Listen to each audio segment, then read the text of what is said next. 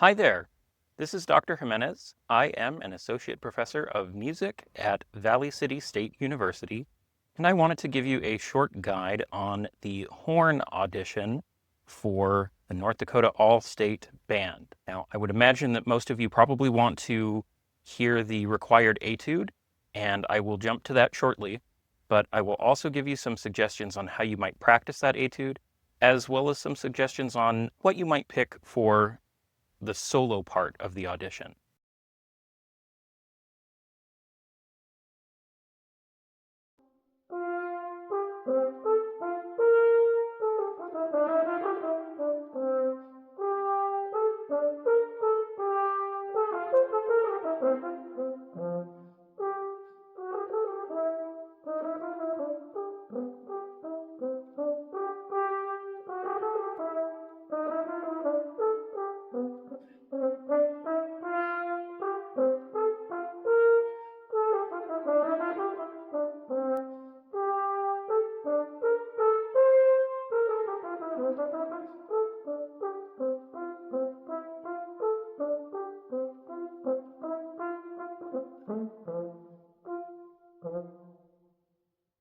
This etude is a tricky one, and one of the things that's really challenging is making something that is jumping around like this sound musical. Horn is an instrument where it is challenging to be accurate, and this is an etude that forces you to be accurate, and so that can cause us excessively interested in getting the right notes and less interested in musical gesture.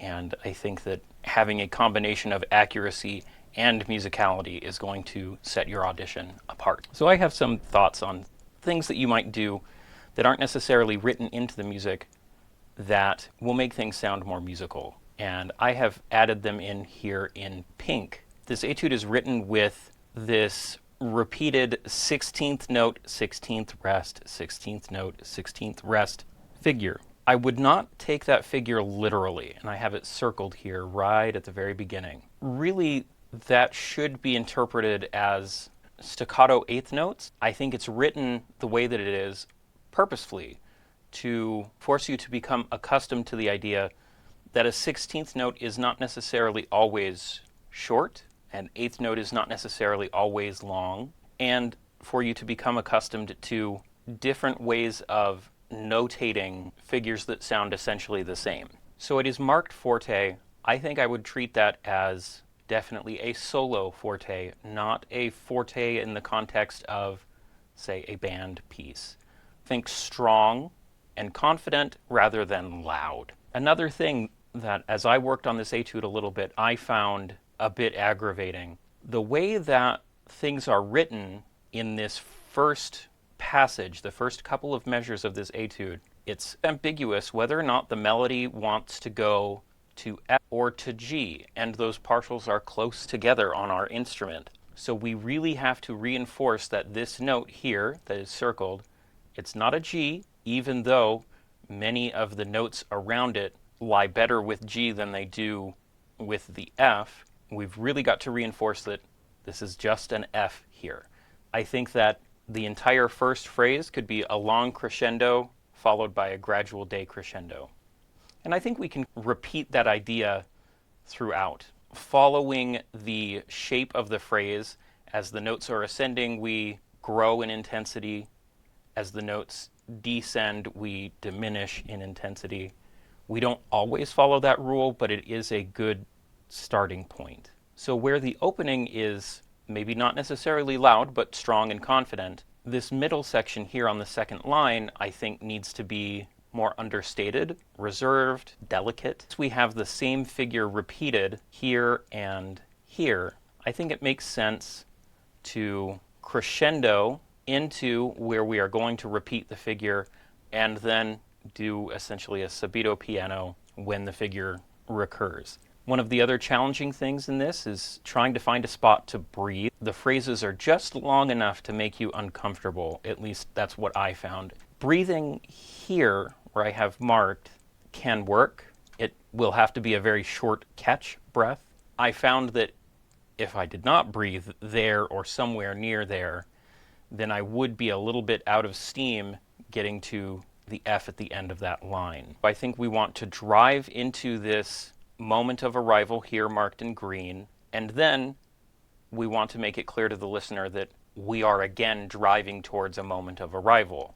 And so we bring the dynamic down, we crescendo through, and make our ending nice and dramatic, and again, strong and confident, not necessarily loud. So one of the other parts of the audition is to prepare a solo, and the solo can be anything that you choose. For many of you, I would imagine that you have a solo selected from something that you've performed at a contest previously, or maybe something that you are currently preparing for contest. However, if you do not have something prepared, that's okay. I would say that your first step should be to ask your music teacher for suggestions for something that you could use for this audition. I do, however, have something that I think would be a nice contrast with the required etude for the audition. The required etude is fairly athletic, and so I think it's appropriate to select something that contrasts and is more focused on musical expression rather than technical prowess. And so I have this piece here. It is originally a vocal piece. It was then adapted for use on the cornet, but I think it also makes a lot of sense on the horn. So have a listen to it. If you like it, feel free to use it. It's in the public domain, so you can use it as you wish.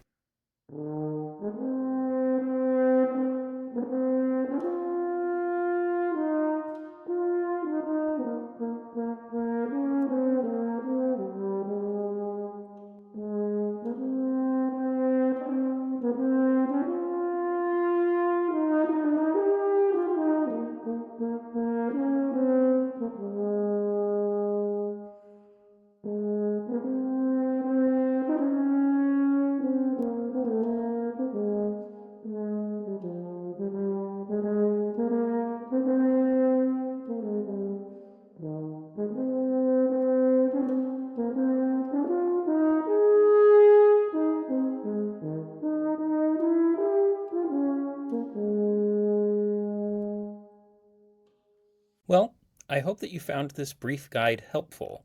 If you have any questions, don't hesitate to reach out. My contact information is on the VCSE website, and it's fairly easy to find. Thanks for watching the video, and best of luck with your audition.